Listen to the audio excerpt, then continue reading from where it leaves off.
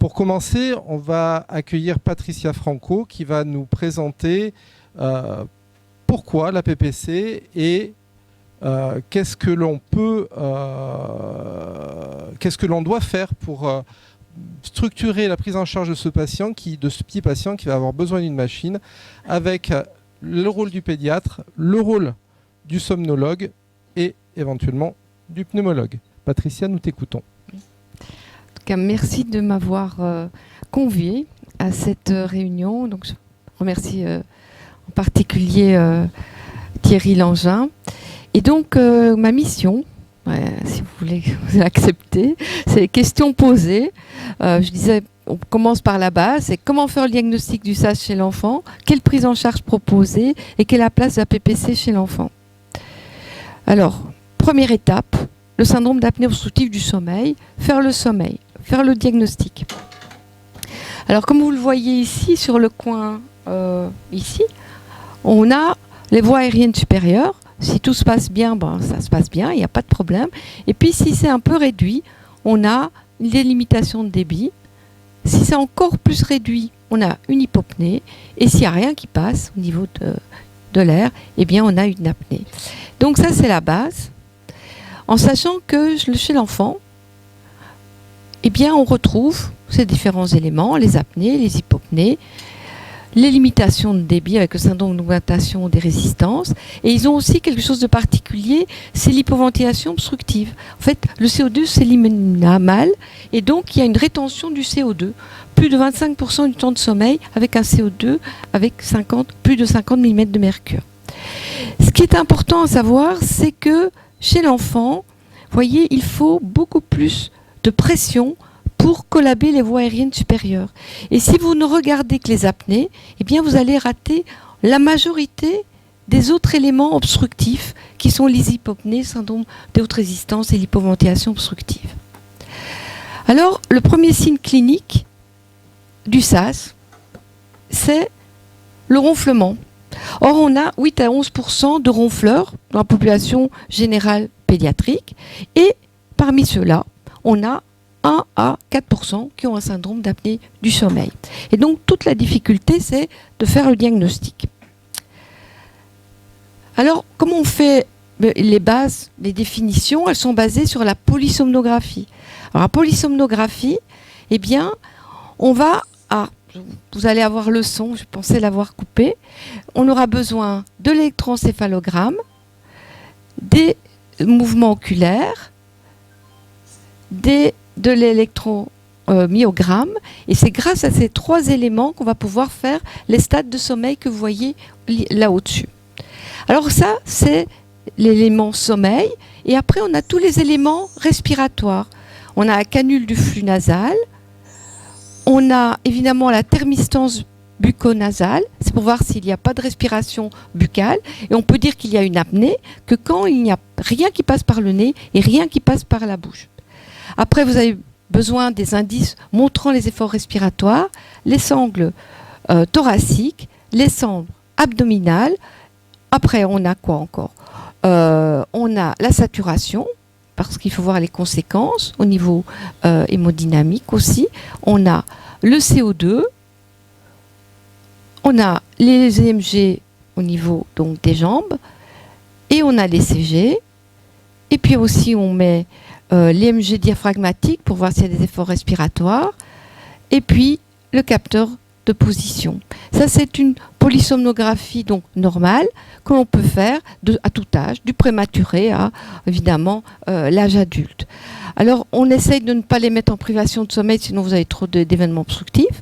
Et puis, on peut les enregistrer le jour, avant l'âge de 1 an, parce qu'après, ils n'ont plus de sommeil paradoxal. Alors, c'est le grand pourvoyeur d'apnée obstructive. Donc ça, c'est grâce à ces éléments-là qu'on a donc, et évidemment la vidéo, les définitions des événements obstructifs. Alors, on va dire qu'on a une apnée obstructive quand il n'y a rien qui passe ni au niveau du nez, ni au niveau de la bouche, et qu'on a des efforts obstructifs au niveau des ceintures.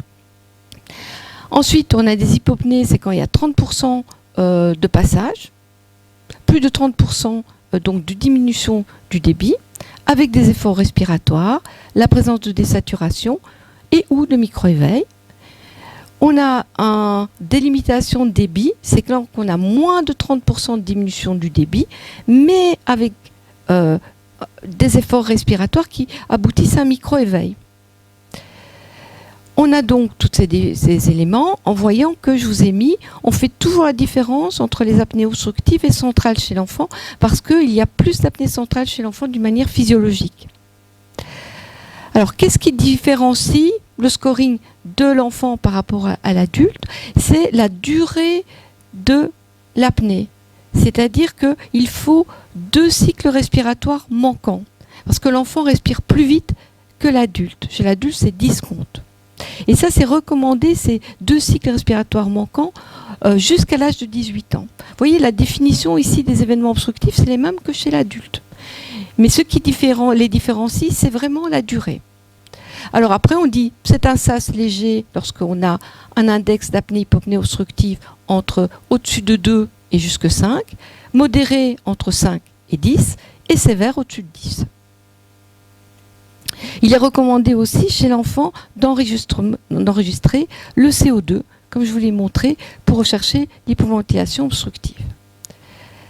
Alors, ça, c'est la polysomnographie, ce que l'on peut faire. Évidemment, c'est parfois compliqué à faire parce qu'il y a peu de laboratoires du sommeil. On peut les faire aussi à domicile, ça marche. Mais plus simple, si on s'occupe que de ce qui est respiratoire, on peut faire la polygraphie ventilatoire. Et là, vous n'avez que les capteurs respiratoires. Alors, vous avez compris que là où on aura des difficultés, ce sera de voir lorsque l'enfant est éveillé ou pas, parce que vous n'avez plus les stades de sommeil grâce aux paramètres EEG et les autres capteurs. On ne saura, si l'enfant se réveille souvent pendant la nuit, eh bien, ce sera compliqué aussi de savoir s'il est éveillé ou pas. Il faut un temps de sommeil suffisant. S'il se réveille à 3 heures du matin et qu'il n'y a pas d'enregistrement pour le reste de la nuit, eh bien, on ne saura pas si vraiment on a les bons index, puisque c'est surtout au sommeil paradoxal qu'il y a des événements obstructifs. Et puis, on aura ce problème des micro-éveils respiratoires qu'on ne verra pas parce qu'on n'a pas ces capteurs du sommeil en polygraphie ventilatoire.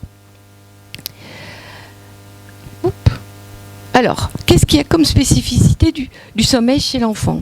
Déjà, la première chose, c'est que l'enfant, il dort beaucoup. Et donc, il a plus l'occasion de faire des événements obstructifs. Comme vous voyez ici, à la naissance, il fait 17 heures de sommeil en moyenne, et puis ça va diminuer progressivement avec la perte des siestes, et puis parce qu'il va coucher plus tard. Mais ça fait quand même un temps de sommeil important. Et aussi, comme vous le voyez ici, il y a une maturation au niveau du sommeil, ce qui fait qu'il a un peu plus de sommeil paradoxal, surtout les premières années de vie. Et on sait que c'est pendant le sommeil paradoxal, à cause de cette atonie musculaire, qu'on a le plus d'événements obstructifs.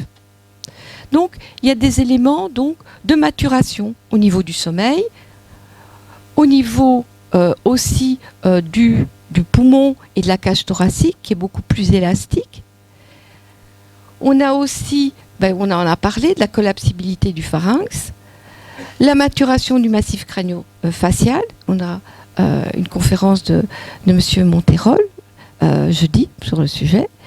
Et puis, ce sont des enfants, quand ils sont petits, qui ont plus de reflux gastro-œsophagien, et c'est aussi un élément qui favorise le syndrome d'apnée obstructive. Et puis aussi parce que ce sont des petits qui vont souvent en collectivité, ils sont souvent malades. Donc tous ces éléments font qu'ils sont plus sensibles aux événements obstructifs et à un moment clé de leur existence, là où ils ont besoin de toutes leurs chances pour leur croissance et pour leur acquisition au niveau neurocognitif. Alors, quels sont les facteurs du risque de SAS chez l'enfant? Eh bien, on retrouve l'obésité, plus on obèse, plus le syndrome obstructif est important et sévère. Les infections des voies aériennes supérieures, quand elles sont fréquentes. L'asthme. On a aussi un facteur génétique. On a 3-4 fois plus de risque d'avoir un SAS chez un enfant lorsque les parents en ont un. Pas de différence au niveau du sexe, sauf après donc, la puberté. Et puis, un des grands risques aussi, c'est la prématurité. Dès qu'on est prématuré, vous voyez ici, plus on est prématuré, plus on a de risques de devenir obstructif, à tous les moments de la vie, à 6 mois, à 3 ans, à 8 ans, jusqu'à l'âge adulte. Alors, la physiopathologie, on ne va pas s'attarder, on va être simple, on va se dire qu'il y a toujours une balance entre l'augmentation des résistances des voies aériennes supérieures, tout ce qui peut obstruer, et le tonus des voies aériennes supérieures. Et donc, on va retrouver plusieurs sous-types. Le sous-type 1, le SAS de type 1, c'est l'enfant de moins de 7 ans, souvent qui a des grosses amygdales, qui est souvent plutôt avec un poids normal et qui est plutôt hyperactif. Puis après, on a le SAS de type 2, on a l'enfant de plus de 7 ans, qui est obèse, qui a des petites amygdales et qui a souvent les complications métaboliques et la somnolence. Et puis, on a le SAS de type 3, c'est le SAS associé aux malformations crânio-faciales, aux maladies neuromusculaires. Et c'est important de faire la distinction, parce qu'on les prendra en charge différemment, au niveau du diagnostic et au niveau du suivi. Alors là, je vous avais un joli exemple. Vous avez ici donc léger, les mouvements oculaires, le tonus mentonnier pour faire les stades de sommeil. Et là, vous voyez au niveau de la canule nasale qu'il n'y a rien qui passe. Il n'y a rien qui passe. Au niveau de la bouche, il n'y a rien qui passe non plus. Voilà. Donc, on a un arrêt du flux respiratoire. Et vous voyez juste en dessous qu'il y a des efforts respiratoires sur la ceinture thoraco-abdominale. Alors, au bout de l'événement, l'enfant fait comme un effort respiratoire, il va avoir un micro-éveil, une réaction d'éveil. Vous voyez aussi les modifications du rythme cardiaque, décélération, accélération. Et la tension, c'est la même chose. C'est pour ça qu'on a des complications après cardiovasculaires. On a une diminution de la saturation, l'hypoxie, et une hypercapnie. Et vous voyez sur le dessin de la nuit, qui est l'hyponogramme, que les événements obstructifs sont surtout présents en sommeil paradoxal. Donc tout ça va conduire à des complications. Alors quelles sont les grandes complications? Vous avez les complications sur la croissance, au niveau cardiovasculaire et au niveau cognitif. Au niveau de la croissance, on a souvent une cassure de la courbe saturopondérale dans 20 à 50% des cas. Et je dis toujours à mes collègues, tous, de toute spécialité, regardez les carnets de santé et les courbes. Alors parfois, chez certains enfants, c'est le seul signe clinique, en particulier chez le nourrisson, parce qu'il fait des efforts respiratoires la nuit, il est en hypercatabolisme, parfois avec les grosses amygdales, il a du mal à avoir des apports suffisants, et aussi parce que lorsqu'on dort mal, on a une fragmentation du sommeil, en particulier en sommeil lent, et c'est pendant le sommeil lent profond qu'on a la sécrétion d'hormones de croissance. Et puis ça va mieux lorsqu'il y a une prise en charge, et cette prise en charge, c'est souvent en premier lieu l'adéno-amygdalectomie. Alors ensuite, on a les complications cardiovasculaires. Et là, on a les différents facteurs qui vont conduire à ces complications. On a l'hypoxie intermittente, on a les micro-éveils et aussi les efforts, les variations de pression intrathoracique. Et donc, ça va conduire à un stress oxydatif, à une atteinte au niveau du système nerveux autonome et donc avec des modifications au niveau de l'endothélium et un risque donc d'hypertension et d'hypertrophie du ventricule gauche. Donc on a des complications cardiovasculaires chez l'enfant, d'autant plus sévères que le SAS est important et aussi que la maladie SAS est longue. Elle est réversible, et ça c'est la bonne nouvelle, après la prise en charge. Et on doit savoir que même un SAS modéré, c'est donc au-dessus, avec un index apnée-hypopnée au-dessus de 5, eh bien ça va conduire à une augmentation de la tension systolique pendant la nuit. Et maintenant on a aussi des études longitudinales qui regardent l'évolution au niveau cardiovasculaire d'un SAS qui est présent depuis l'enfance jusqu'à l'âge adulte. Et là, on a vu qu'un SAS modéré, qui persiste comme ça, eh bien, vous avez donc un risque à l'âge adulte 2,5 fois plus d'avoir une hypertension, une tension artérielle élevée. Quand on sait que c'est réversible à la prise en charge, on a envie de faire quelque chose. Alors, au niveau cognitif, là, on peut avoir plein de soucis, des problèmes d'apprentissage, un QI diminué, on a des problèmes de mémoire, de fonction exécutive, des troubles du comportement, le fameux trouble déficit d'attention avec hyperactivité. Et c'est dû à la fragmentation du sommeil, à l'hypoxie intermittente. Et cela, on le voit dès le plus jeune âge. Vous voyez ici, ce sont des nourrissons de 8 mois. Ils ont des micro-éveils respiratoires parce qu'ils font des efforts respiratoires, ils sont obstructifs. Et on voit plus ils ont de micro-éveils respiratoires, plus leur quotient de développement diminue. Et ça, c'est à l'âge de 8 mois. Donc, on a vraiment un effet au niveau cognitif. Et ce qui est triste, c'est que lorsqu'on intervient, vous voyez ici, là c'est le contrôle, ici on a le SAS qui est résolu, et ici il n'est pas résolu, peu importe, on est avec des quotients, vous voyez, intellectuels qui sont inférieurs que s'ils n'avaient pas du tout de SAS. Donc là, on se pose des questions, pourquoi? Est-ce qu'on est arrivé trop tard? C'est trop tard, les dégâts sont faits, on ne peut plus rien faire. Ou ce qu'on peut penser, c'est qu'on a probablement une vulnérabilité qui peut dépendre de différents facteurs. Le génétique et l'environnement. Si on est avec une susceptibilité, une sensibilité au stress oxydatif un peu plus importante, si on a une hypolipoprotéine E, epsilon 4, eh bien, on a plus de risques d'avoir des complications cognitives. Lorsqu'on est dans une famille où il y a du tabagisme parental ou familial, eh bien, il y a plus de risques d'avoir un SAS sévère. Et là aussi, comme c'est une étude américaine, lorsqu'on est d'origine africo-américaine. Et s'il y a une obésité. Donc, quels sont les signes cliniques? Alors, ça c'est important. Il y a les signes cliniques nocturnes. Ronflement, plus de 3 nuits par semaine, plus de 3 mois. Donc s'il ronfle une petite fois parce qu'il a un rhume, ça va. Mais ce n'est pas un signe de SAS. C'est logique, ça peut arriver. Mais si ça persiste, eh bien là, on peut se dire qu'on se pose des questions.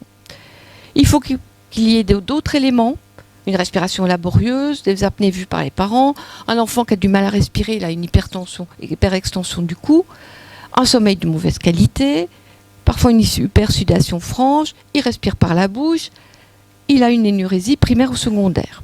Ça, c'est les signes cliniques nocturnes. Et puis, vous avez les signes cliniques diurnes. Les céphalées matinales, par la rétention du CO2. Il est fatigué et cerné dès le matin.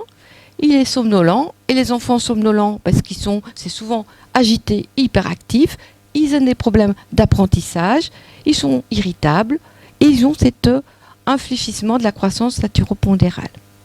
Alors il faudra évidemment regarder les autres signes, l'examen clinique, regarder évidemment le peser, le mesurer, prendre sa tension, regarder s'il a des comorbidités, et puis l'examiner en regardant tous les étages, le nez, la gorge, voir les tailles des amygdales, faire le score de Mallampati, regarder s'il a des modifications maxillofaciales, est-ce qu'il a une classe dentaire particulière, comme la classe 2, avec la rétrognathie, quel est son faciès, et donc tout cela doit être fait pendant la consultation. Alors, vous devez savoir qu'il existe des questionnaires pour vous aider, et ça, ce sont des questionnaires pour voir quand même s'il n'y a pas d'autres troubles du sommeil. Donc validés par 2 psychologues de mon équipe, et grâce à ces questionnaires, vous voyez, qui tiennent sur une page, eh bien vous allez pouvoir dire il a un problème de sommeil et quel type de trouble du sommeil. Il a plutôt un problème respiratoire, il a un problème d'hypersomnolence ou des parasomnies ou une insomnie. Et vous voyez que c'est validé de 4 à 16 ans et de 6 mois à 4 ans. Alors ça c'est intéressant déjà pour faire quand même exclure autre chose qui pourrait conduire à une fatigue chez l'enfant. Puis après, vous avez cette échelle qui est l'échelle de sévérité du SAS, qui a été donc validée par Madame Karen Spreut et David Gozal. Donc elle avait validé sur 1100 enfants. Et c'était donc des enfants de 5 à 9 ans dans des écoles. Et elle nous dit, si on regarde ce questionnaire qui évalue finalement la gravité du syndrome obstructif, on part du ronflement pendant le sommeil à secouer l'enfant pour qu'il respire, on calcule un score. Ce score a quand même une belle spécificité pour dépister un SAS de type léger, donc un index d'apnée-hypopnée au-dessus de 1,5. Alors, ce questionnaire, il a été validé en français, et Madame Nguyen, elle a dit, si on est avec un score au-dessus de 2,72, on dépiste essentiellement des SAS plutôt modérés. Et après, il vous reste encore un questionnaire. Celui-ci, il est intéressant, c'est le Pediatric Sleep Questionnaire, parce que si l'enfant coche, ou les parents, les différents éléments, et s'il est en dessous de 8 sur 22 des items, eh bien, il est possible même que le SAS va avoir une résolution spontanée, sans action particulière. Donc ça, c'est les 3 questionnaires qu'il faut connaître. Alors après, qu'est-ce qu'on fait ? Alors là, on a fait, vous voyez, un gros effort, et celui qui a coordonné cet effort, c'est Guillaume Aubertin, qui est pneumopédiatre à Trousseau. Et puis vous voyez ici, il y a plein d'autres spécialistes. Alors on y retrouve des pneumopédiatres, mais aussi des ORL, des médecins généralistes, des orthodontistes. J'y suis aussi, je suis neuropédiatre. Et puis des médecins aussi, pneumologues adultes. Et on a essayé de faire le parcours de soins de l'enfant et de l'adolescent de moins de 16 ans, ayant un SAS, et de type 1. Et qu'est-ce qu'il nous dit ? Il nous dit ceci. Si vous avez une suspicion d'un SAS, alors je me mets là parce que de loin je vois moi, eh bien vous l'envoyez chez votre collègue ORL. Si là, il voit des amygdales de grade 3-4, il dit ok, je les vois, et ça c'est important, c'est les critères de SAS, mais nocturnes, respiratoires nocturnes. Il faut en avoir plus de 2. Donc, le ronflement, peut-être aussi la respiration irrégulière, des apnées, une reprise bruyante, besoin de secouer l'enfant. Donc, il vous en faut 2 de ceux-là, avec le ronflement. Donc, le ronflement plus un des autres. Si vous dites oui, il est entre 2 et 8 ans, ok, il n'a pas de comorbidité, non, eh bien, logiquement, notre collègue ORL, il va passer à l'amygdaloctomie, associée ou non à l'hypertrophie, à l'exérèse des végétations. Donc, vous voyez, il y a tout un parcours. Et si on se dit non, il n'y a pas les critères de sommeil là, respiratoire, il est plus petit, il est moins âgé que 2 ans, il n'est donc pas dans les critères du SAS de type 1, il a des comorbidités, eh bien on va passer à l'examen de sommeil pour confirmer le SAS. Et voir aussi que s'il a pas d'hypertrophie des amygdales, mais une hypertrophie des végétations, eh bien l'ORL va prendre en charge cet aspect en particulier. S'il n'en a pas, on arrive donc, s'il a une hypertrophie des végétations, il va penser peut-être aussi à certainement une prise en charge de cette hypertrophie des végétations, est-ce qu'il a une allergie, etc. Donc vous voyez qu'il y a un cheminement qui était proposé, en sachant que s'il y a amygdalectomie, ça veut dire aussi qu'il faudra suivre cet enfant, parce que après amygdalectomie, il n'y a que 50% des enfants qui sont vraiment guéris. Donc, il faut donc les suivre pour voir si l'évolution est favorable. Et donc, si je renforce le clou, et vous voyez que l'HAS avait été dans le même sens que nous, et il disait, la première chose à faire, quand on a une suspicion de SAS chez l'enfant qui a un SAS de type 1, c'est de l'envoyer chez l'ORL. Et c'est lui qui va décider. Et il va faire la navofibroscopie. Et il verra, s'il lui dit j'ai une absence d'obstruction des voies aériennes, ou j'ai un doute de l'efficacité de la dynoamydalectomie, ou s'il y a un risque opératoire, il enverra faire un enregistrement. Et là, je voudrais quand même insister sur l'importance de l'enregistrement. Cet enregistrement, pour être valide, qu'il soit polysomnographique ou polygraphique, doit être fait par quelqu'un qui connaît le sommeil de l'enfant, et en particulier est capable de bien l'enregistrer et bien interpréter les tracés. Alors après, pour insister sur le reste, vous voyez que le SAS de type 3, lui, il a le droit au dépistage, j'allais dire presque obligatoire, mais systématique. Par exemple, un enfant qui a une trisomie 21, eh bien, il faudra faire un enregistrement. C'est sûr, à 80%, ils ont un SAS. Et parfois, peu bruyant. Et si il n'y a pas de prise en charge ORL, eh bien, il faudra, avant la prise en charge orthodontique ou la PPC, de toute façon faire un enregistrement. Et s'il y a une persistance des signes cliniques de SAS, malgré la prise en charge ORL, il faudra l'enregistrer.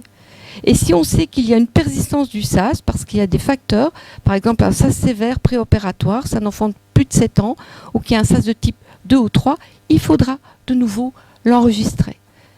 Et par contre, s'il y a autre chose, il a des parasomnies, il a une somnolence diurne excessive, il a autre chose, vous voyez, ça, c'est des troubles du sommeil, autres que le SAS, il faudra faire la polysomnographie. Alors donc, intérêt de faire un enregistrement assez rapidement, ça vous permet de voir la sévérité. En fonction de la sévérité, la prise en charge est différente.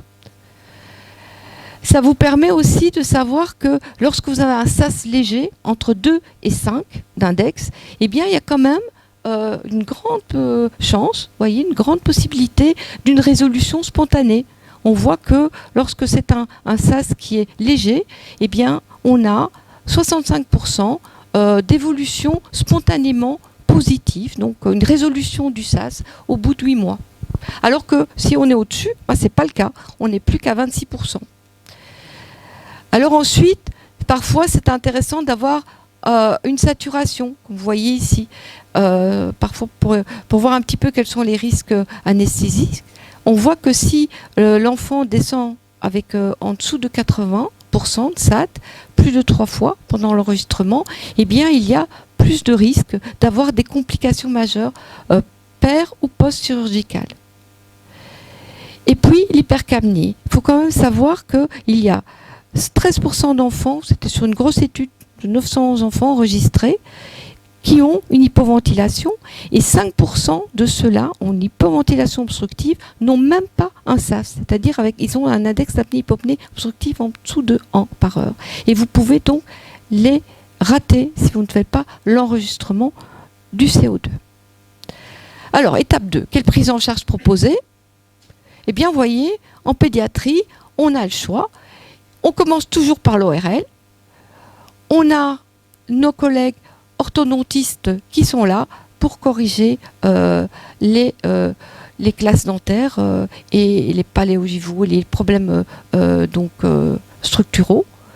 Vous voyez qu'on a les kinés myofasciaux qui interviennent à différents moments et qui vont permettre de remettre en place la respiration nasale.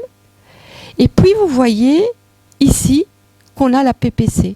Et donc c'est vraiment la dernière étape possible. Il faut d'abord toujours passer par ces étapes-là, en tout cas se poser des questions. Et après, quand on est grand, on est au-dessus de 17 ans, on a aussi les possibilités de faire de la chirurgie maxillofaciale. Alors, c'est évidemment en fonction de l'âge. Vous voyez ici, en rouge, c'est l'intervention des ORL. Donc, ceux qui commencent jeunes dans la vie de l'enfant à intervenir, et ils vont intervenir en tout cas pour moi, qui suis pédiatre, jusqu'à l'âge adulte. Et puis après, vous avez les orthodontistes qui vont intervenir à un moment particulier. Il faut que les dents, évidemment, y sont. Hein. Et puis, vous voyez, les kinés, eux, vont intervenir, eux aussi, tout le long, dès que c'est possible. Donc, il faut évidemment essayer d'éviter l'obésité, donc essayer de corriger la prise de poids, mettre évidemment des règles d'hygiène diététique, de sommeil. Plus on est en privation de sommeil, plus on a un SAS. Important. Toujours l'ORL. Et vous voyez, c'est vraiment la clé de la prise en charge de ces enfants qui ont un SAS. Et vous verrez avec Pierre-Jean la prise en charge. Et c'est après la visite et leur intervention, si nécessaire, qu'on parlera donc d'enregistrement et qu'on ira vers les autres prises en charge. Et puis on se retrouve là, au dernier niveau, c'est-à-dire on se pose la question, est-ce qu'on va le ventiler ou pas? Donc la place de la PPC. Place de la PPC, vous voyez, on le discute en général lorsqu'on a un SAS sévère, avec un index d'apnée-hypopnée au-dessus de 10 par heure, ou si on a avant avec un SAS modéré mais avec des grosses complications, répercussions.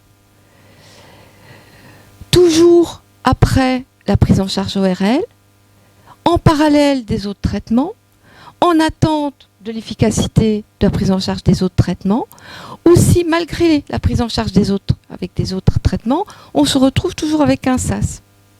Ou si on ne comprend pas. On a un SAS, malgré l'endoscopie sous sédation, eh bien, on ne voit pas la cause.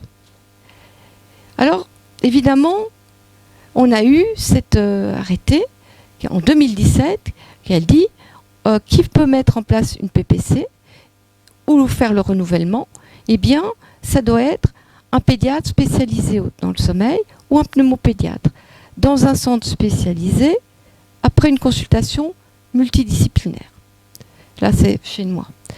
Donc, c'est sûr que c'était pour essayer de limiter, parce qu'on voulait que ce soit plus... Vous avez compris que c'est quand même rare qu'on mette une PPC chez l'enfant, donc il faut qu'on soit sûr que tout a été fait avant, qu'on s'est bien concerté. Alors après, j'entends que ça peut être compliqué. Et c'est compliqué aussi en métropole, parce qu'on n'a pas toujours des pneumopédiatres, c'est pas toujours facile. Et donc, il faut probablement travailler en concertation avec des gens qui connaissent le sommeil de l'enfant et avec les moyens du bord. Moi, je pense quand même qu'on essaye. Mais toujours avec un pédiatre qui, lui, va voir si l'évolution est correcte au niveau de sa croissance, de sa prise en charge, des conséquences. Alors, vous voyez qu'on a quand même différents types d'appareils, avec aussi du matériel adapté à l'âge, que ce qu'on espère et qu'on veut, c'est une diminution des signes cliniques initiaux, une amélioration des index d'événements respiratoires, une amélioration de la qualité de vie, une amélioration de l'architecture du sommeil. Et on voit ici dans ce travail de Madame Marcus que la PPC peut vraiment améliorer les troubles de l'attention et l'hyperactivité et la somnolence. Les limites, eh bien, c'est pas toujours facile chez l'enfant, surtout s'il y a des malformations faciales importantes. Parfois, il y a des fuites. Parfois, c'est difficile de faire accepter chez l'enfant. Parfois, on peut avoir des effets secondaires, un peu comme l'adulte, des lésions cutanées, des rhinites, des obstructions nasales, des conjonctivites, un inconfort, un météorisme abdominal. Et surtout chez l'enfant, et ça, il faut le garder en esprit, et c'est ce qu'on veut éviter à tout prix, c'est l'hypoplasie mandibulaire. Parce qu'on va mettre de la pression sur des structures qui sont en maturation. Et donc, on risque donc de se retrouver dans cette situation qui va aggraver le syndrome obstructif. Et qui fera que la seule solution qui nous restera, ce sera la chirurgie. Donc, en conclusion, le SAS chez l'enfant, il est fréquent, il a des complications nombreuses. Il faut une évaluation multidisciplinaire, un diagnostic précoce pour éviter donc les complications à long terme. Une prise en charge pluridisciplinaire qui est indispensable avec les ORL, les orthodontistes, les orthophonistes, les kinés maxillofaciaux. Et la place de la PPC, eh bien, c'est rarement en première ligne. Elle doit être toujours associée aux autres traitements ou dans l'attente des autres traitements en dernière option, si échec des autres options. Voilà. Et donc, je voulais vous montrer, ça c'est notre équipe. Vous voyez qu'on est multidisciplinaire, neuropédiatre, pédopsychiatre. Et ça c'est l'équipe de pneumopédiatre qui travaille donc avec nous dans notre unité. Et voilà, je vous remercie pour votre attention.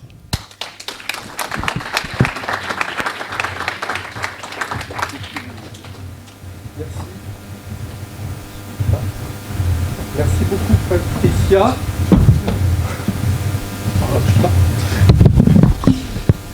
Merci beaucoup Patricia pour l'aide précieuse que tu nous apportes, en tout cas dans la gestion quotidienne de nos patients.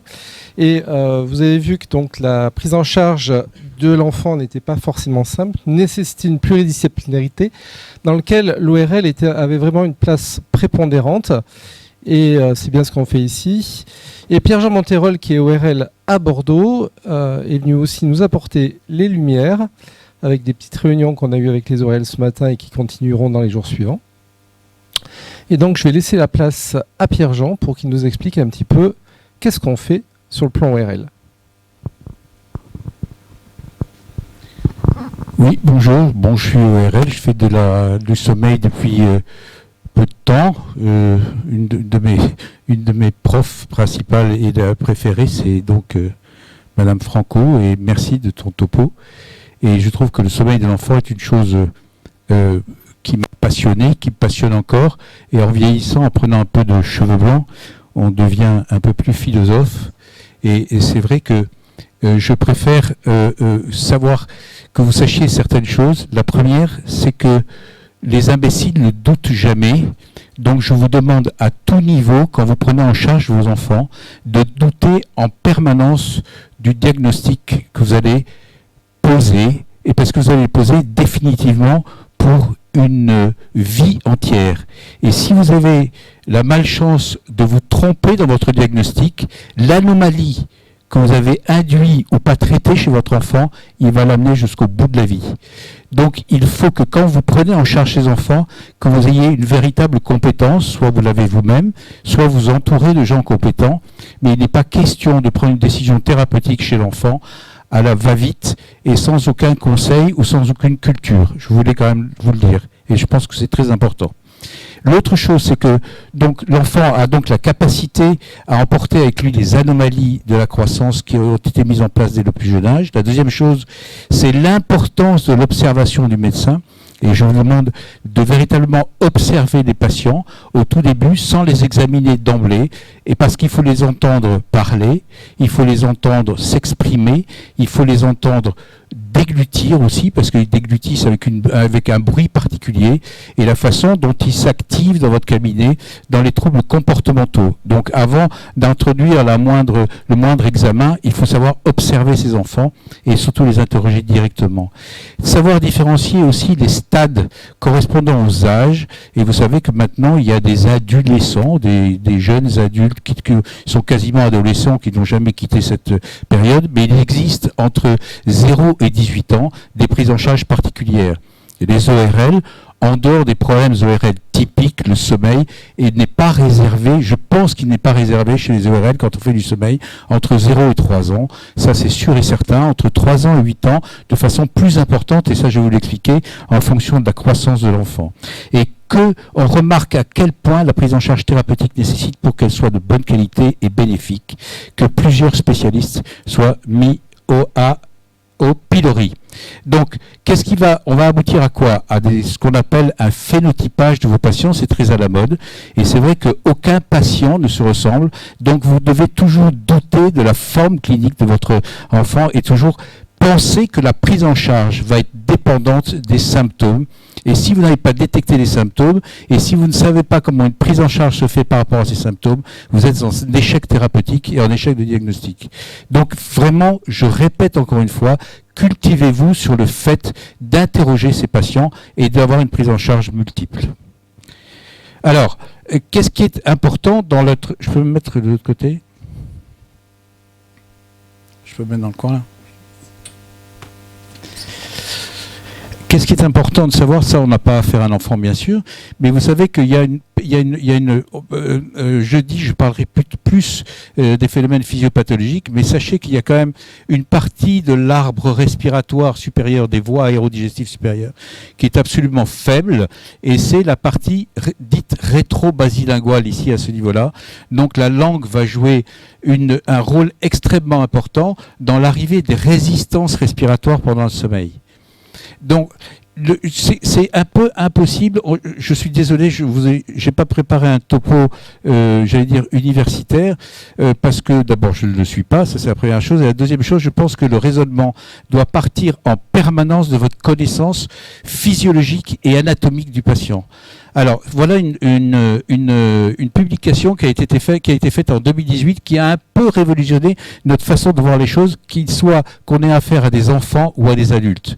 Sachez une chose, c'est que lorsque vous avez une obstruction répétitive des voies aérodigestives supérieures, pouvant correspondre soit à un arrêt respiratoire dans l'inspiration, comme l'a bien décrit Patricia, de l'arrêt complet jusqu'à la réduction du flux respiratoire qui peut entraîner des éléments pathologiques. Il faut savoir que les origines de ce type d'obstruction ont été pour longtemps considérées comme mécaniques. Et là, vous avez affaire à ce qu'on appelle une anomalie anatomique pure. Or, depuis cette publication, et depuis quelque temps, on savait que l'anomalie anatomique n'était pas la seule en cause, puisque lorsqu'on réparait ces anomalies anatomiques, eh bien, on avait des échecs. Donc, si vous ne connaissez pas ces anomalies anatomiques déjà, vous ne pouvez pas détecter vos échecs. Si les échecs, vous ne les connaissez pas, vous n'aurez pas la possibilité de les traiter. Donc, ce schéma, vous devez quasiment le tatouer dans votre cerveau et ça vous permet à tout niveau de trouver une solution de repli pour avoir un raisonnement correct vis-à-vis de la prise de diagnostic. Et ça, c'est un raisonnement qui doit être fait par tous les médecins et toutes les spécialités. Vous devez connaître ça. Alors, pourquoi ?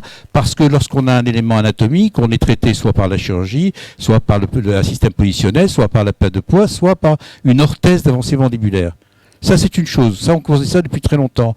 Mais parmi ces patients, eh bien, il y a des patients qui vont soit avoir de l'exclusivité anatomique, soit associée à d'autres éléments. Alors, soit de façon faible, soit de façon forte et prédominante. Alors, quelle est cette association ? C'est le fait d'avoir une anomalie musculaire. Alors, lorsqu'on a la possibilité de diagnostiquer une anomalie musculaire, vous voyez qu'on a la possibilité, dans ces cas-là, d'avoir des solutions thérapeutiques qui sont orientées, phénotypiquement orientées, qui sont les stimulations du muscle, l'entraînement du muscle, c'est là que va intervenir le kinésithérapeute, et le fait d'avoir certaines drogues qui vont probablement intervenir sur le marché, mais c'est pas encore, parce que pour l'instant, elles sont plus délétères que tout à fait thérapeutiques. L'autre élément, ça s'appelle M. L'autre élément, c'est la réponse exactement des centres respiratoires à ce niveau-là. Et là, vous avez un arsenal thérapeutique qui correspond à ces patients-là. Donc, avec l'oxygène, le CO2 ou certaines molécules ayant une action sur le pH et donc donner des réactions différentes. Quant au phénomène de seuil de réponse, il faut savoir que si vous ne connaissez pas ce problème de seuil de réponse chez l'enfant et chez l'adulte, vous ne pourrez pas traiter vos enfants.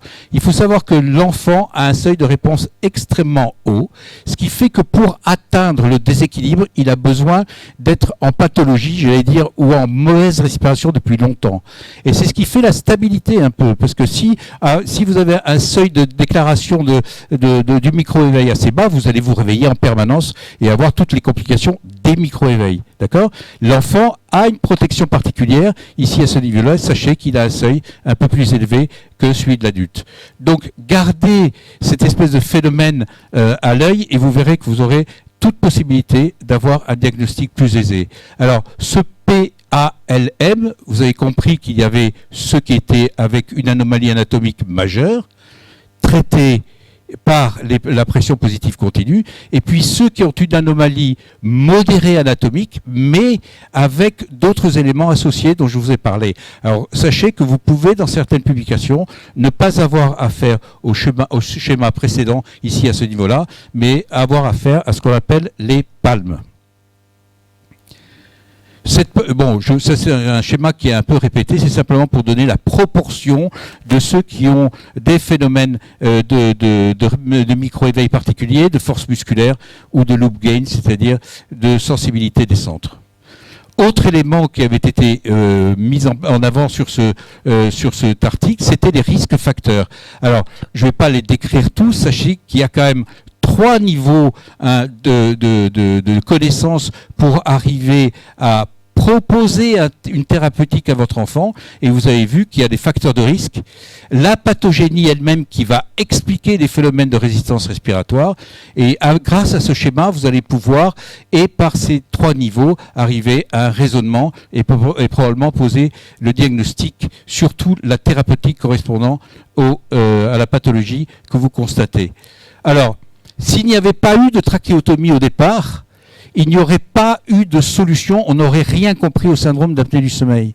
Maintenant, on parle beaucoup de bypass au niveau gastrique. Sachez que la trachéotomie, c'est le plus beau des bypass, c'est celui qui va vous permettre, excusez-moi, désolé, j'ai appuyé sur le mauvais truc, c'est grâce à elle qu'on a réussi à réfléchir un peu différemment, parce que ça c'est très agressif. vous allez avoir des résultats fantastiques. Surtout, ça a été fait chez le chien et on s'est rendu compte que ça n'avait pas qu'une action sur les résistances respiratoires, mais ça avait une action surtout sur la tension artérielle, la pression artérielle chez les chiens. Donc cette trachéotomie a permis surtout aux ORL de pouvoir réfléchir et de pouvoir, j'allais dire, dévier leurs connaissances et essayer de trouver des solutions chirurgicales un peu différentes. Et c'est pour ça que Pang est né, que toute la chirurgie sur le voile du palais et sur le nez a été inventée parce que cette solution était beaucoup trop agressive. Donc n'oubliez jamais, il n'est pas interdit de faire des trachéotomies chez des gens qui ont des problèmes adultes, bien sûr. Ceci dit, ça se voit chez l'enfant, qui ont des anomalies, bien sûr, génétiques très développées. Donc, à tout seigneur, tout honneur, on va parler de thérapeutique concernant le syndrome d'apnée du sommeil de l'enfant. C'est l'amygdalectomie, ça vous connaissez. Voilà. Donc cette amygdalectomie, ça dépend de vos humeurs. Soit vous le faites parce que on vous a payé une coblation, c'est pas mal. Cette amygdalectomie, elle peut se faire au laser aussi, c'est pas mal aussi. Maintenant, je vois que le cerneux de nos grands-parents est venu un peu en avant avec le phénomène d'amygdalotomie dont on parle. Certains services utilisent encore ce cerneux ou l'a refait pour pouvoir faire des amygdalotomies à peu près correctes. Et puis ici, vous avez à faire ce que j'utilise, moi, le ciseau coagulant, qui c'est assez élégant parce que vous arrivez à coaguler en même temps de couper. Et moi, j'utilise des lunettes grossissantes et je pense que c'est compliqué de faire des amygdalectomies sans lunettes grossissantes même si on est jeune parce que les plans vous permettent de passer dans des endroits où l'enfant a moins mal et surtout de pouvoir détecter les artères et les veines qui vont saigner dans un deuxième temps et vous verrez que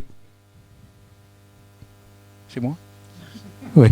Et donc vous allez voir que lorsque vous utilisez ces lunettes grossissantes, eh bien les enfants ont souvent moins mal et vous avez moins de complications. Alors, qu'est-ce qui s'est passé avec l'amygdalectomie ? Vous avez compris que l'amygdalectomie à visée infectieuse a quasiment complètement disparu et a été remplacée essentiellement par l'amygdalectomie de type obstructif. C'est-à-dire que c'est extrêmement rare qu'on fasse maintenant des amygdalectomies pour des causes infectieuses, ce qui était le cas il y a quelques années. Donc, on va parler d'obstruction essentiellement. Et puis, donc, il a fallu, quand on opérait les enfants des amygdales, on était les rois du pétrole, on a l'impression d'avoir 100% de résultats et qu'on ne revenait plus jamais en arrière, mais c'était à l'époque où très souvent les ORL n'avaient aucune connaissance sur le sommeil et surtout n'avaient aucune connaissance sur les conséquences et de la croissance faciale et de l'équilibre facial ou dentosquelettique et surtout sur le neurocognitif et son développement. Ce sont les deux axes essentiels qu'il faut prendre en compte quand vous traitez les enfants. Une chose, 4 grandes études ici, 3 controverses, parce que moi j'adore les controverses, parce que si vous posez jamais de questions, vous ne progresserez jamais. On ne peut pas entendre tout le temps la parole bénite qui change toutes les 2 ou 3 ans. Je pense que le fait de se poser des questions en permanence est quand même assez enrichissant et je suis obligé de vous parler d'une étude chat. Mais tout ça, ça va aller assez vite. Mais sachez simplement une chose, c'est qu'à une certaine époque, même David Gozal avait considéré qu'il y avait une amélioration dans 85% des cas. C'est quasiment 100%. Dans l'étude de Friedman, de la même manière, les résultats étaient aussi excellents. Dans le différentiel entre cette étude de Friedman et les études précédentes montre quand même une légère différence. Pourquoi ? Parce que la prise en charge des enfants était différente. Ils n'avaient pas intégré les maladies neuromusculaires, ils n'avaient pas intégré les anomalies orthodontiques de croissance faciale, etc. Et surtout l'obésité. Et lorsque l'on intègre, alors retenez bien ça, donc tous ces éléments, donc vous passez de la forme 1 à la forme 2 du syndrome d'apnée du sommeil, et donc vous avez des résultats qui sont quand même moins bons. On se rapproche presque des 50%. Et puis Madame Gozal a fait une étude et a dit écoutez, la guérison, moi je veux que l'enfant ait un index d'apnée inférieur à 1. Et qu'est-ce que vous avez comme résultat ? 30%. Donc les ORL qui sont présents ici ou ceux qui vont faire de l'amygdalectomie à cette visée, sachez que vous n'êtes pas très fort. Et si vous ne suivez pas vos enfants dans un deuxième temps, eh bien vous avez une faute, mais véritablement professionnelle. Parce qu'avant, on croyait qu'on était très fort, on opérait des végétations, on revenait jamais, on ne réexaminait jamais nos enfants, parce que dans le fond, après nous, c'était parfait, hein. Et ces enfants, malheureusement, avec le temps, s'aggravaient au niveau des résistances respiratoires. Et cette étude me permet simplement d'insister sur le fait qu'on n'est pas si bon que ça, et que dans le fond, la solution, c'est de suivre les enfants, parce qu'on ne va pas améliorer ce type de pourcentage. Alors, quand on est en échec thérapeutique, c'est parce qu'on a souvent mal examiné les enfants.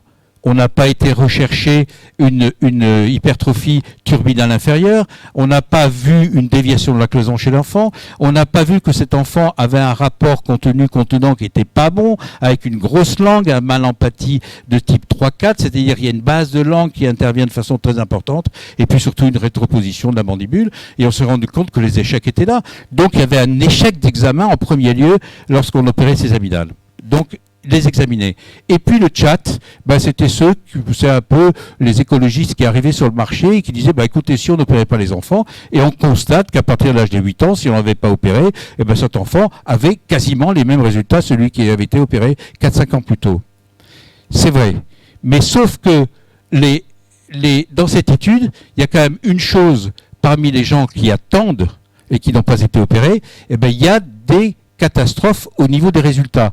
Quels sont les mauvais résultats concernant les enfants qui ne répondent pas à la chirurgie ou qu'il ne faut pas faire attendre? Les obèses, les gens, comme disait Patricia, les Afro-Américains, mais probablement que le niveau social va jouer, et le fait d'avoir un score d'index d'apnée élevé. Donc quand vous avez un enfant qui est un peu en surpoids, qui a un score il a des grandes chances de ne pas être traité. Et n'oubliez jamais une chose que disait Patricia aussi, c'est qu'entre 3 et 8 ans, votre enfant, il a développé des troubles neurocognitifs.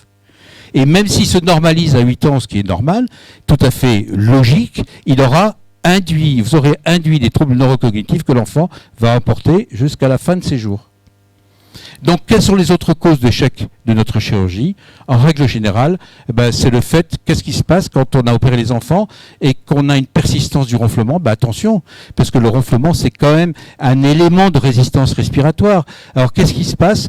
C'est souvent des enfants, on le répète, en échec, avec un niveau socio-économique un peu bas, ici à ce niveau-là, et surtout des jeunes enfants qui n'ont pas eu un sein maternel. Et c'est vrai que c'était très à la mode que le sein maternel allait donner une rééducation linguale chez les enfants et leur permettre surtout de ne pas avoir de récidive au niveau du syndrome d'apnée du sommeil plus tard. Et qu'est-ce qui se passe aussi? Parmi ces enfants qui sont ronfleurs, sachez qu'ici, à ce niveau-là, la persistance du ronflement, on le trouve souvent chez les patients qui ont gardé des symptômes, des signes neurocognitifs, et puis des patients qui ont des troubles de l'attention. C'est quoi ça? En fait, c'était le syndrome de déficit neurocognitif qui avait été installé et qui n'est pas réglé. Il n'est pas réglé et on arrive à le détecter grâce à la persistance du ronflement. Donc si vous n'avez pas revu votre enfant pour lui demander s'il ronfle même un an après, c'est que forcément vous passez à côté du diagnostic ou de l'échec thérapeutique. Autre élément, après les complications relatives, après amygdalo-adénoïdectomie, il faut savoir que chez l'obèse, la participation des amygdales est peu importante. Donc, est-ce qu'il est nécessaire de faire une amygdalectomie chez l'obèse? Vous pouvez vous poser la question. Il faut savoir que lorsque vous êtes un jeune non-obèse à obèse, l'index d'apnée ne va pas changer au niveau de la chirurgie, mais elle va changer lorsque l'amygdale est grosse. Lorsque vous avez des petites amygdales ou des grosses amygdales chez les obèses, vous n'avez pas le même comportement. Donc, l'élément physiopathologique de base du fait d'avoir un syndrome d'apnée du sommeil chez l'obèse n'est pas son amygdale, même si vous voyez des grosses amygdales. Donc si vous l'opérez, vous avez le droit de l'opérer parce qu'il a des sensations d'étouffement, des machins, des surinfections. Simplement prévenez les parents que son obésité va être un facteur un peu de déficit des résultats en post-opératoire. Qu'est-ce qui reste? Quand on a les amygdales qui sont correctes, le nez qui est correct, les amygdales linguales, on a essayé ce matin d'aller les voir, les amygdales linguales, c'est un peu compliqué. Il faut savoir que ça peut se redévelopper après que les amygdales palatines aient été enlevées. Les amygdales linguales sont des amygdales qui sont situées au niveau de la base de langue. C'est difficile à opérer. Maintenant, il y a eu des modes italiennes avec des phénomènes de robots pour enlever la base de langue chez les enfants. Il faut savoir que certains Italiens enlèvent des amygdales linguales et même du tissu musculaire chez les enfants à ce niveau-là. Moi, j'ai pas de solution. végétation. La simple chose, c'est que ces enfants-là, quand ils ont des gros amygdales linguales, il faut savoir les suivre, les prendre en charge et peut-être les traiter autrement que par la chirurgie, c'est évident. Autre chose, lorsque vous faites de l'endoscopie du sommeil, ce qu'on a fait ce matin aussi, parce que vous êtes en échec thérapeutique, et bien vous vous rendez compte que c'est parce que les végétations ont repoussé. Et quand je vois des ORL qui ne refont pas des endoscopies en consultation, alors que l'enfant est en échec thérapeutique, qui ne refait pas pas faire pour la première fois, mais refaire une nasophoboscopie, c'est une erreur à mon avis. Il faut savoir que la base de langue aussi chez l'enfant, c'est-à-dire le contenant contenu, va intervenir à ce niveau-là. Donc, on a opéré les enfants des amygdales et des végétations, on va arriver dans votre spécialité, madame, qui est l'orthodontie. Et c'est pourquoi l'orthodontie est arrivée en devant de l'affaire, parce que les orthodontistes, bien avant nous, se sont rendus compte que quand on faisait des disjonctions, des distractions au niveau du maxillaire, ils se sont rendus compte qu'ils avaient moins d'infections, moins de ronflements, qu'ils se sentaient mieux, etc. Donc, il y avait une orifice de ce qu'on appelle l'orifice piriforme, qui est l'orifice du nez, simplement par l'écartement à ce niveau-là.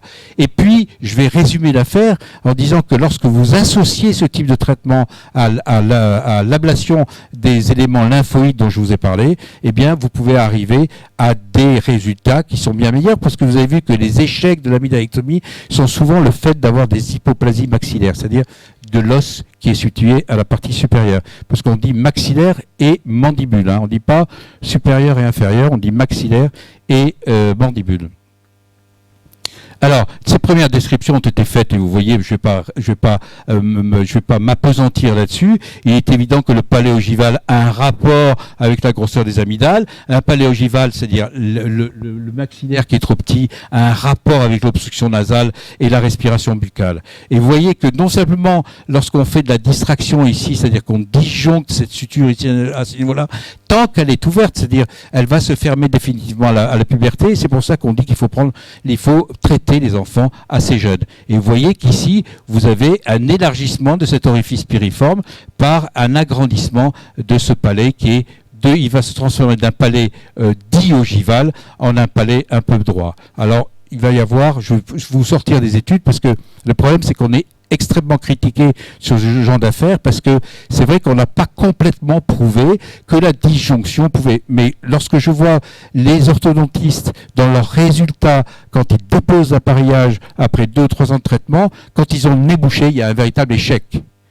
Si ils ont des amygdales et des végétations encore, il y a un échec de leur traitement. Ils sont obligés de revenir à 14, 15, 16 ans sur le premier travail, parce qu'ils ont une obstruction nasale. Qu'est-ce qu'on peut faire aussi avec l'histoire de l'orthodontie ? Que lorsqu'on découvre une déviation de la cloison ici à ce niveau-là, lorsqu'on fait un traitement orthodontique, le fait d'élargir ici donne un peu plus de volume à votre fosse nasale, et ça permet souvent à la cloison de se redresser. Donc pas se précipiter sur une cloison déviée alors qu'on a déjà cet orifice qui a diminué de volume parce qu'il a été pris par le palais ogival à ce niveau-là et le déficit de croissance transversale. Alors c'est ceux qui n'ont pas vu ce genre d'instruments, sont des instruments qu'on met au niveau du palais et qui servent. Alors soit on fait une activation rapide sur 14 jours, soit on fait une activation lente. Ça c'est une question d'école, mais je pense que tous les gens qui s'occupent de disjonction, d'orthodontie et de sommeil pensent que le rapide c'est mieux et que le quadélix c'est probablement pas un instrument adapté à ce genre de pathologie, si tant est qu'on veuille associer les deux. Alors les déficits de croissance, vous voyez que les orthodontistes depuis longtemps nous avaient montré que ça diminuait les allergies, que les réflexes de protection étaient là et qu'il y avait une reprise de l'hormone de croissance, et qu'on avait, nous les otorhinés, on n'était pas du tout intervenus. Eux ils avaient déjà constaté qu'en distractant le palais, vous aviez d'excellents résultats à ce niveau-là. Une étude qui a été faite par Paola Perilli, qui est toujours une Italienne, qui a travaillé pas mal avec Guy Minot. Autre élément que je suis obligé de vous décrire, parce que on voulait comparer ce qui était la distraction dite chirurgicale, c'est-à-dire on endort, on recasse la suture parce qu'elle est fermée. Eh bien, cette disjonction dite chirurgicale, elle est tout aussi efficace que la disjonction faite en orthopédie par les orthodontistes. traitement avec un activateur de croissance orale à pliance. Alors ça, c'est une chose qu'il faut savoir, mais que les orthodontistes savent aussi, c'est que la mandibule a génétiquement sa longueur qui est déjà constituée. Et c'est vrai que lorsqu'on veut avancer cette mandibule de façon précoce, ce qui est une très bonne chose, il faut savoir que vous n'irez jamais au-delà de ce que cette mandibule peut donner. Ça, c'est une première chose. La deuxième chose, c'est que la mandibule a une croissance qui existe toute sa vie.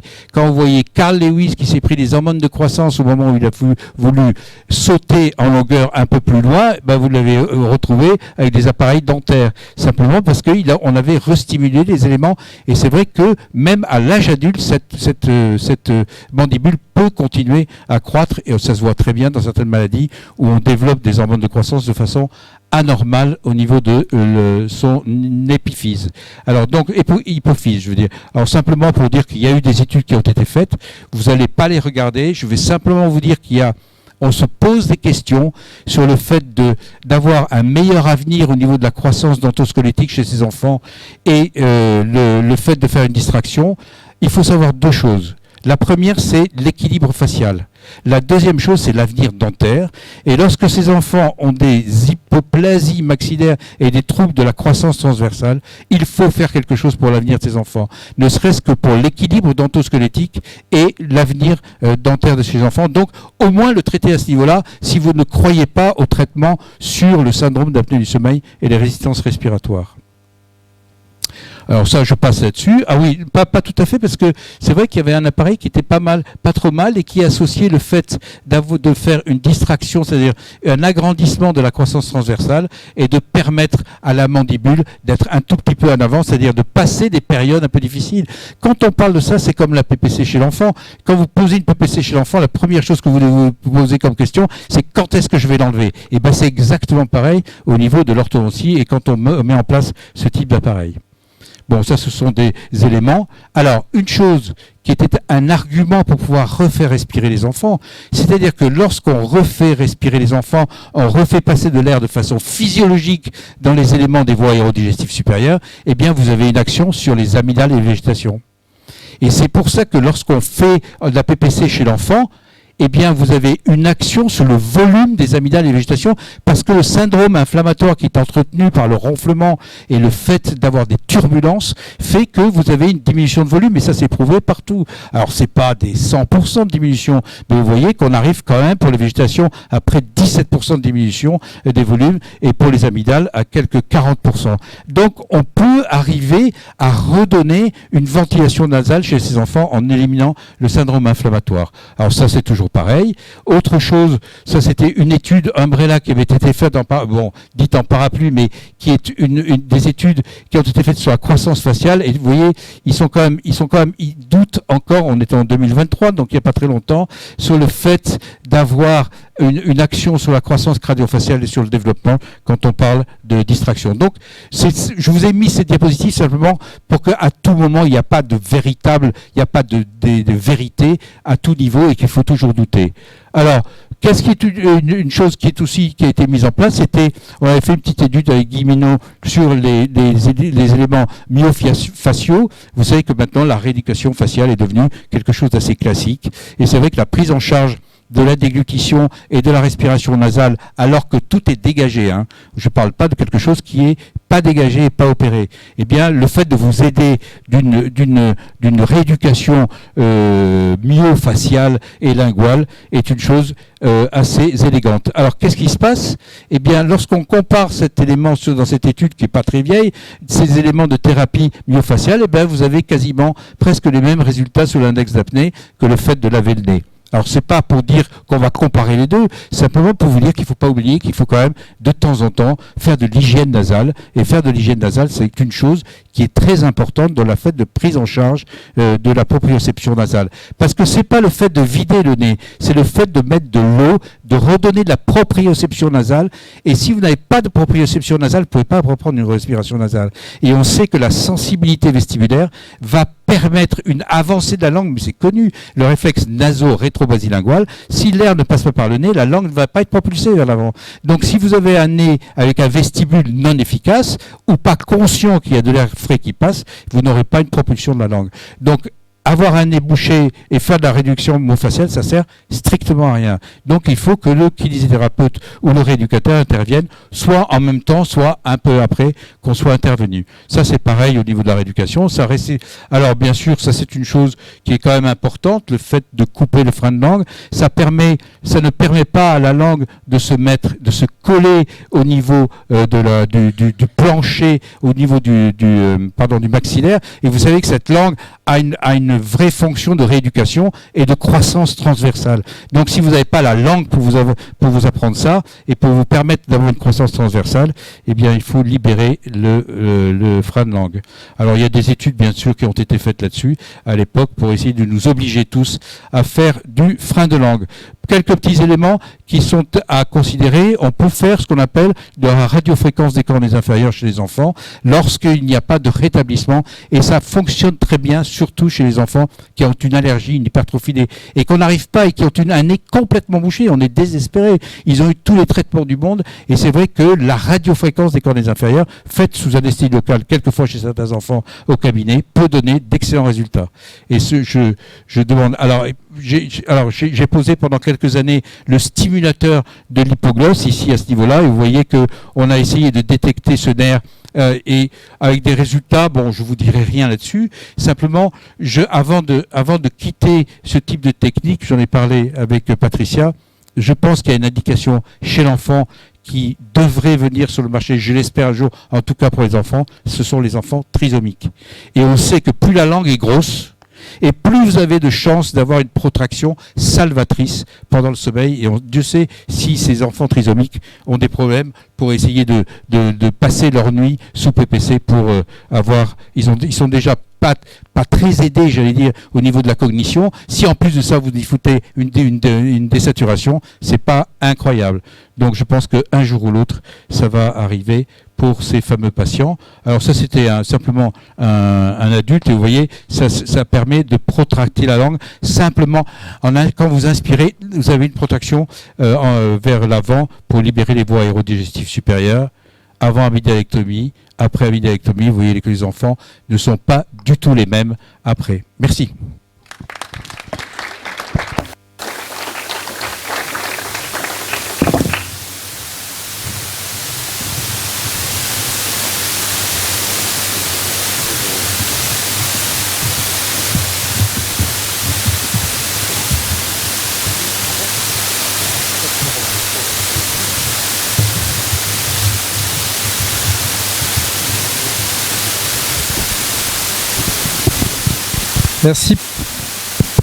Merci Pierre-Jean.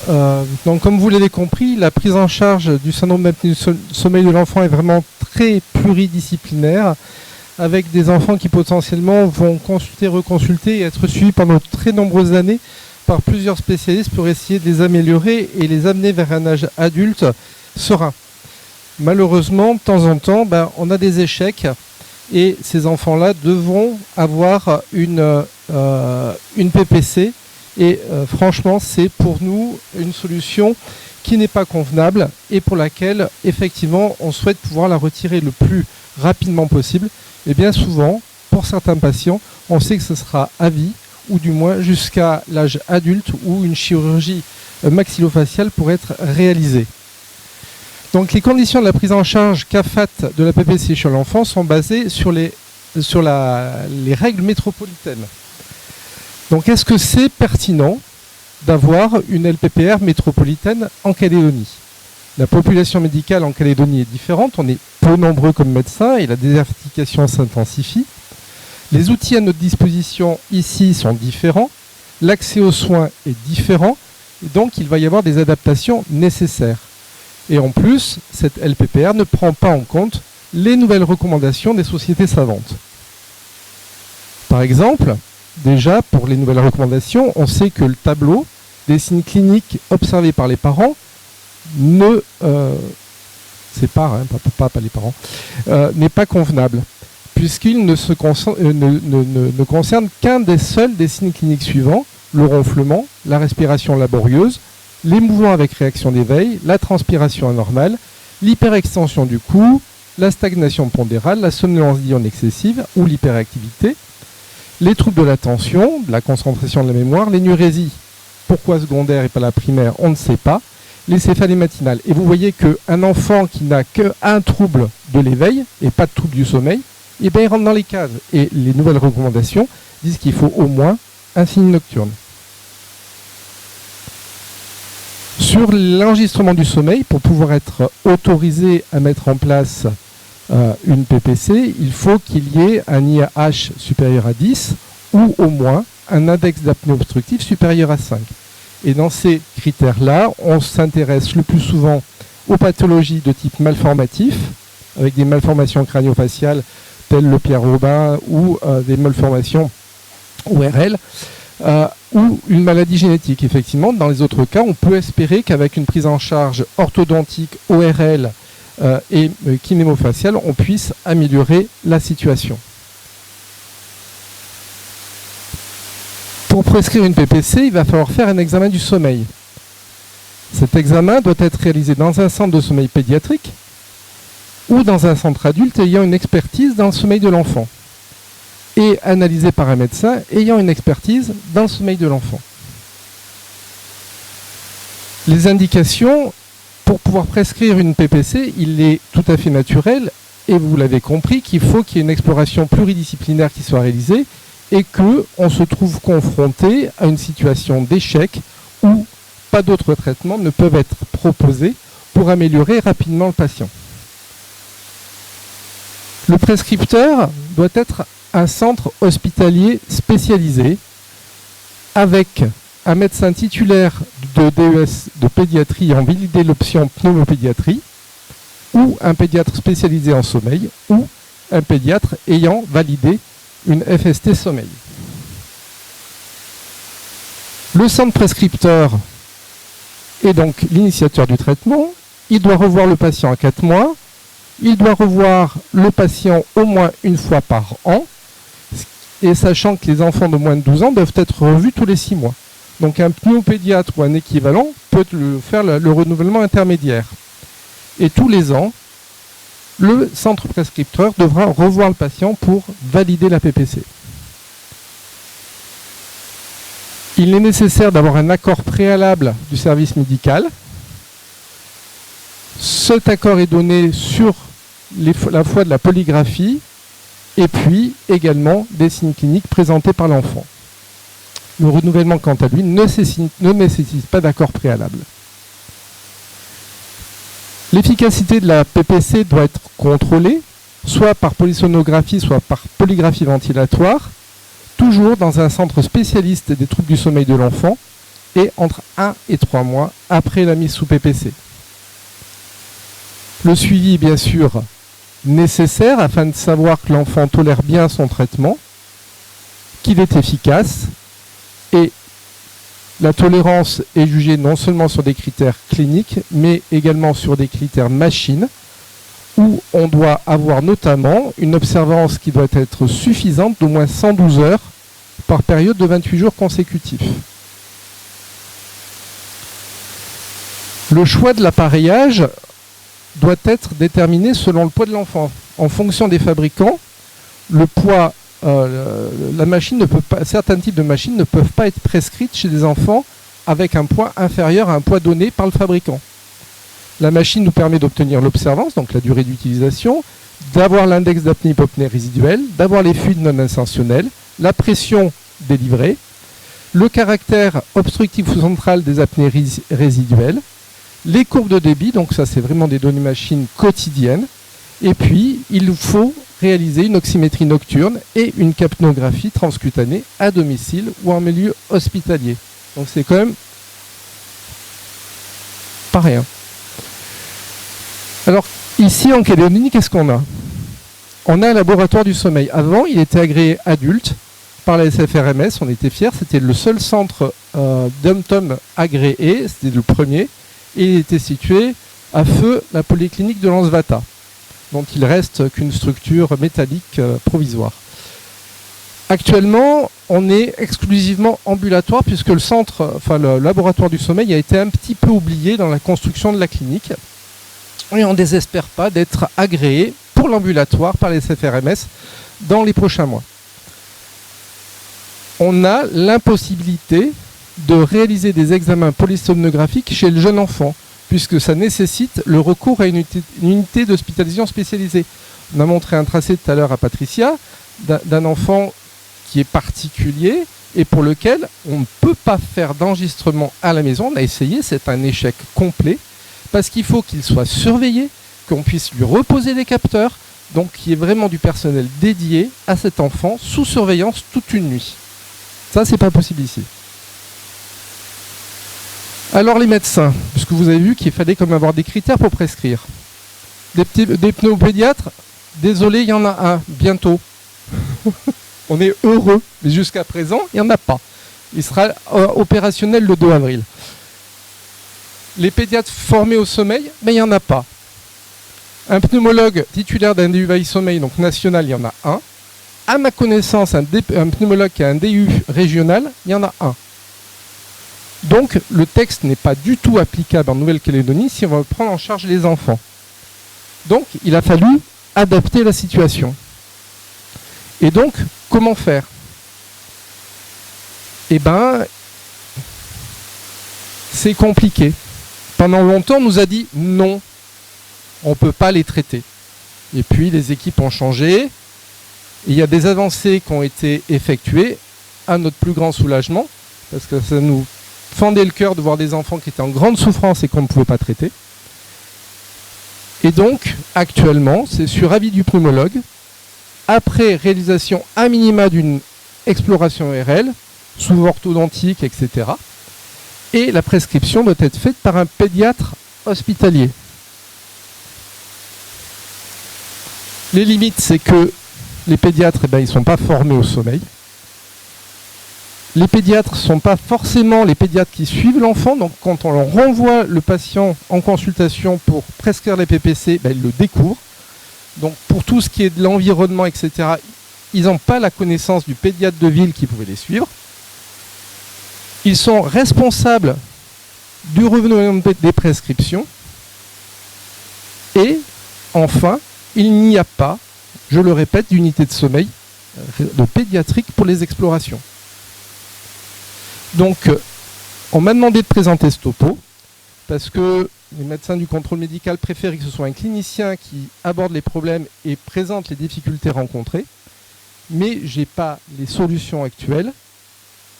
Peut-être les trouverons-on ensemble pour que la prise en charge soit harmonieuse, facile, et que des enfants puissent avoir accès aux soins sans trop de difficultés. Je vous remercie.